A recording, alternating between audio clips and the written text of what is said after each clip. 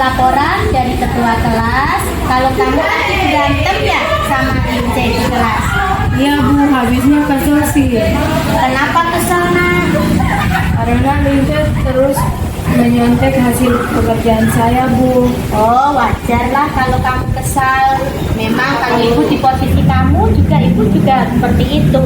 Terus apa yang kamu lakukan tadi? Tadi saya marah-marah dan sampai menggeprek meja Bu. Oh begitu. Menurut kamu perbuatan kamu itu sesuai tidak dengan keyakinan kelas kita? Tidak Bu. Nah kalau tidak, keyakinan mana yang kamu langgar? Saling menghargai antar teman Bu. Iya, betul sekali. Kira-kira keyakinan kamu tadi yang kamu langgar itu apa yang kamu akan lakukan untuk memperbaikinya? Saya akan lebih sabar untuk lebih sabar dan jika ada teman yang menyontek, saya akan melaporkan ke guru atau wali. Iya, tepat sekali tindakanmu. Ya, itu adalah tindakan yang tepat, benar ya. Jadi tidak boleh marah-marah lagi. Kemudian ibu ingin kamu tetap fokus belajar dengan baik ya. Ibu bangga dengan kamu karena kamu bisa mencari solusi dari permasalahan kamu sendiri. Jadi tetap semangat ya Esther. Ya, sekarang kamu kembali ke kelas untuk belajar kembali. Terima kasih Bu. Ya, sama-sama.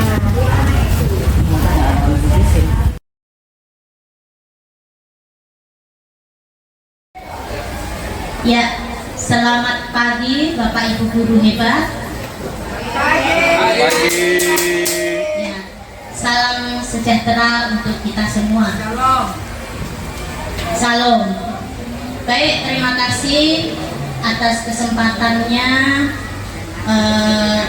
Teman-teman berkenan untuk hadir membantu kami dalam menyampaikan tugas dari guru penggerak, yaitu aksi nyata dari modul 1.4, yaitu budaya positif. Nah, di sini saya perkenalkan, nama saya Sri Rezeki, CGP Angkatan 9, SMP Negeri 1 Sentani, Kabupaten Jayapura. Tercapainya visi sekolah kita, ya di sini salah satu aspek yang penting agar sekolah kita berhasil dalam visinya. Kita perlu terapkan di sini budaya positif. Budaya positif ini harus kita terapkan di sekolah yang kita ampuh di sini ya, di sekolah kita SMP Negeri 1 Sentani. Ya, terima kasih. Saya mulai dari budaya positif. Apa itu budaya positif? Ya, budaya positif di sekolah itu ada nilai-nilai positif yang diterapkan di sekolah untuk menumbuhkan motivasi intrinsik pada diri peserta didik yang bertanggung jawab dan berbukti pekerti luhur sehingga terwujud profil pelajar Pancasila. Jadi budaya positif ini kita ajarkan, kita berikan suri teladan memang dari hati, dari diri kita sendiri dulu. Sebagai pendidik, kita memberikan contoh yang baik, suri teladan untuk anak-anak kita. Ya, nilai-nilai kebajikan itu nilai-nilai yang positif, Bapak Ibu, nilai yang baik untuk diterapkan di sekolah kita. Misal nilai sopan santun, kejujuran, kerja keras, gotong royong, kolaborasi, ada semangat kreatif dan sebagainya. Jadi nilai-nilai kebajikan itu ada nilai yang harus kita terapkan untuk tercapainya budaya positif di sekolah. Memang pertama seperti itu. Kalau misal belum mampu untuk anak-anak kita, ya kita harus memberikan bantuan membimbing mereka. Ya Bapak Ibu guru, saya yakin sudah menerapkan namanya disiplin positif. Tinggal anak-anak kita sebagian yang belum, itu kita bantu ya untuk menuju ke motivasi intrinsiknya, motivasi yang ada dalam diri anak itu sendiri. Jadi tidak karena motivasi dia disiplin itu bukan karena hal yang lain, tapi harus dari dalam hati mereka sendiri, yaitu disiplin positif. Kalau untuk keyakinan kelas, sekarang saya mau tahu untuk Bapak Ibu guru, terutama wali kelas, sudah menyampaikan atau membuat keyakinan kelas di kelasnya atau belum? Ya, terima kasih. Ya, kebanyakan sudah menerapkan keyakinan kelas. Keyakinan kelas itu ada kesepakatan yang disepakati bersama anak didik kita dengan bisa wali kelas atau dengan guru mata pelajaran ya, untuk membuat beberapa kesepakatan. Saya serahkan kepada mereka kesepakatan apa yang mau kalian sampaikan untuk keyakinan kelas. Jadi ini sebagai bentuk rasa tanggung jawab, sebagai bentuk kedisiplinan, sebagai bentuk untuk kelas, mewujudkan kelas yang tertib dengan pembelajaran yang baik begitu. Jadi mereka antusias untuk menulis. Di antaranya ada tidak boleh buang sampah sembarangan, tidak boleh mengeluarkan baju selama di sekolah, terus tidak boleh melepas sepatu. Ada juga yang tidak boleh membuli, tidak boleh berkata kasar, tidak boleh memukul.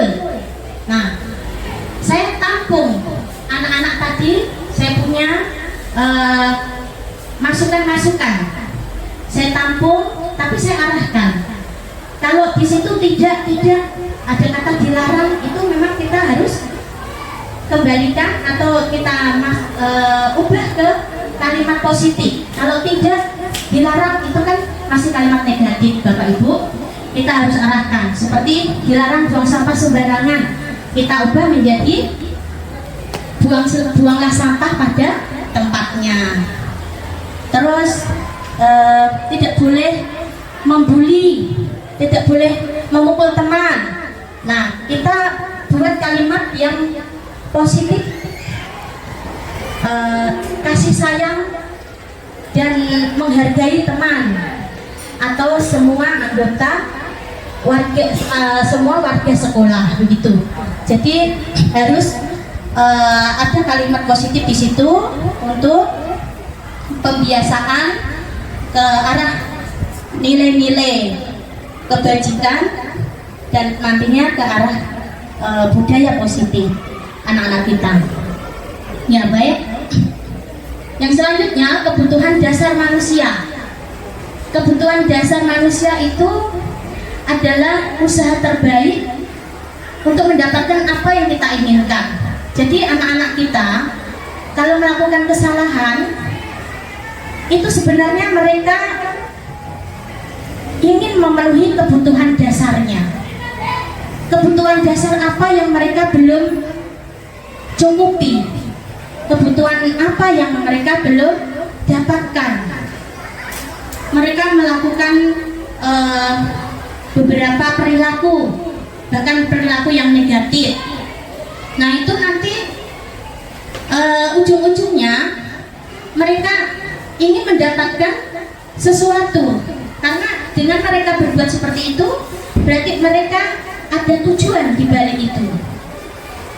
Memang anak-anak kita seperti itu. Contohnya anak-anak kita nakal, misal di dalam kelas ini suka mengganggu temannya sampai menangis. Nah, itu mereka ingin ya mendapatkan mencukupi kebutuhan dasarnya, yaitu ingin mendapatkan kesenangan. Mungkin dia tidak mendapatkan kebahagiaan di rumah ya, atau di teman-teman bermainnya, jadi mereka suka usil mengganggu teman. Bertahan hidup, kadang anak-anak tuh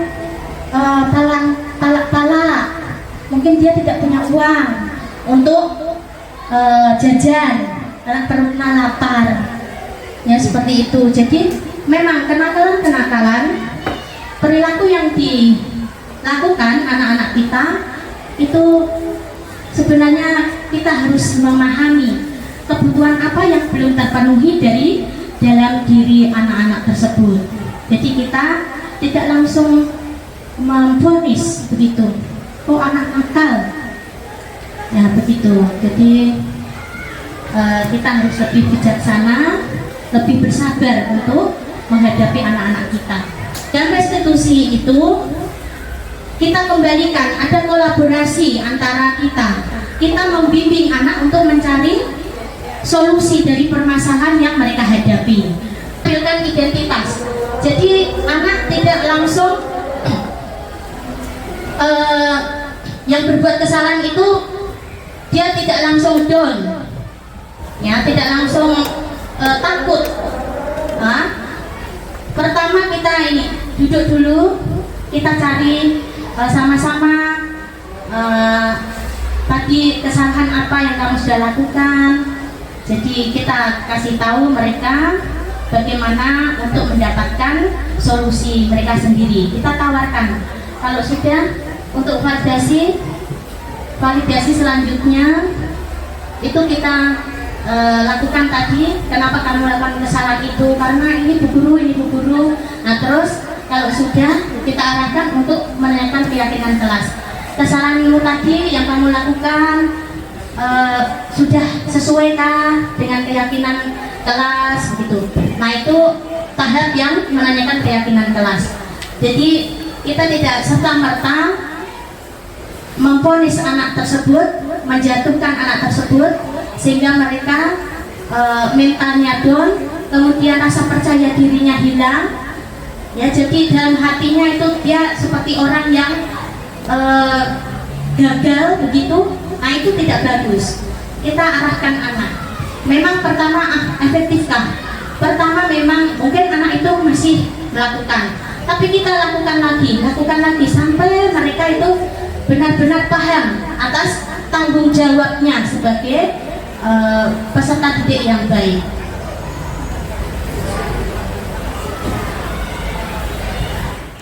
Assalamualaikum warahmatullahi wabarakatuh. Perkenalkan, saya Ibu Agustina, mengajar mata pelajaran bahasa Inggris. Setelah mendengar penyampaian materi dari Ibu Sri Rejeki, CPG Angkatan ke-9, saya sangat tertarik dan termotivasi untuk menerapkan segitiga restitusi kepada peserta didik saya. Walaupun sudah ada sebagian yang sudah saya terapkan, seperti membuat keyakinan kelas atau kesepakatan kelas dengan peserta didik saya, namun ada juga sebagian yang belum. Harapan saya ke depannya, setelah saya mendengar materi yang disampaikan oleh Ibu Sri Rejeki, saya dapat menggunakan semua kegiatan segitiga restitusi ini kepada peserta didik saya yang mengalami masalah. Oke, sekian dan terima kasih. Assalamualaikum warahmatullahi wabarakatuh.